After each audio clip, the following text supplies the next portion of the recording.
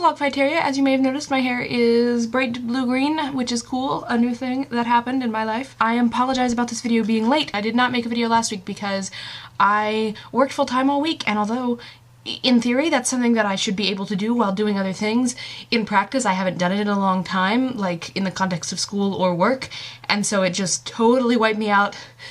So that's why I did not post a video last week. I'm sorry. Caressa, I'm sorry. I'm not going to tell a dog story this week because I have a bunch of stuff that I want to say and it's probably not all going to fit.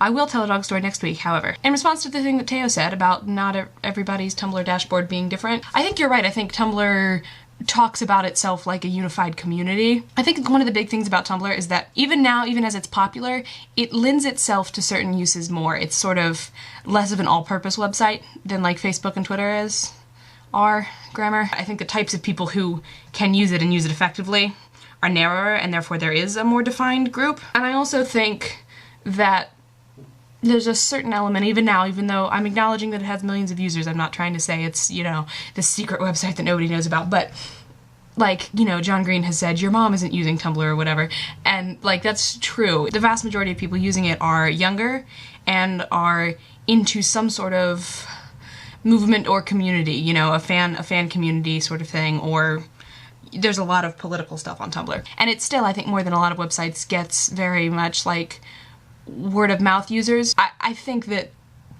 generally you get people on Tumblr who use it because of a specific thing that they're interested in, that someone has told them, hey, people on Tumblr do stuff for this. And because of that narrow age group, and because you don't have people just sort of using it on a whim for all-purpose things as often, you do get a slightly more like defined group of people that are using it. But then that's not, obviously not a universal thing, because like you said, you know, everybody follows different people. I bet me and Teo follow like 10, 15 like of the same people max, and they're all, you know, John Green and Hank Green and Caressa and maybe Vondel Swain, I don't know.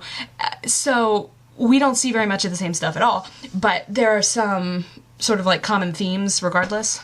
God, this video is going to be so long and so hard to edit already. Oh my god. Okay, I was going to talk about Fall Out Boy with Kayla also. I approve of you saying that Infinity on High is your favorite album. I think it's a good like transition album for them, you know, because I think Cork Tree is like the most Fall Out Boy album. It's the thing that people think of when they think of them, and it's the one that the most people say is their favorite because it's like the one that made them famous. It's the one that a lot of people got into first, and it's pretty much like straight pop punk. But then I think Infinity is like got some of that sort of less straightforward pop punk, more like, I don't know if you could call it R&B, but like a broader range of musical styles and different styles brought into it for part of it, while still having that like root. And then Foley Audio, of course, is this whole other thing, but I think Infinity is kind of the bridge, the bridge between Cork Tree and Foley, between early and late in a lot of ways, and it's excellent. Hallelujah is like one of my favorite songs ever. Oh my god.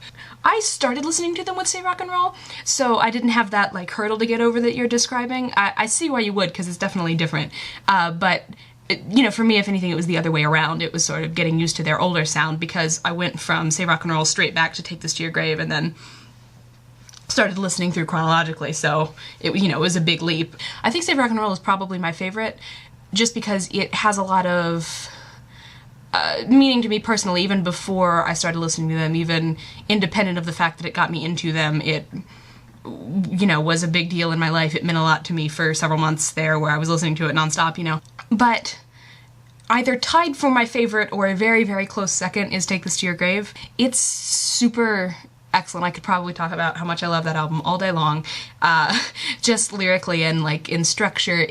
What's really cool about it to me, one of the things, is that it's the only album where Patrick wrote a lot of the lyrics for songs, and I don't think that Fall Out Boy would be the band that they are. I don't think they would be Fall Out Boy as we know them, or famous. They would not be famous either, if Pete was not the one sort of like being the creative drive for the band and writing all the lyrics and doing the concepts and the themes and the album art and the weirdly long song titles and everything.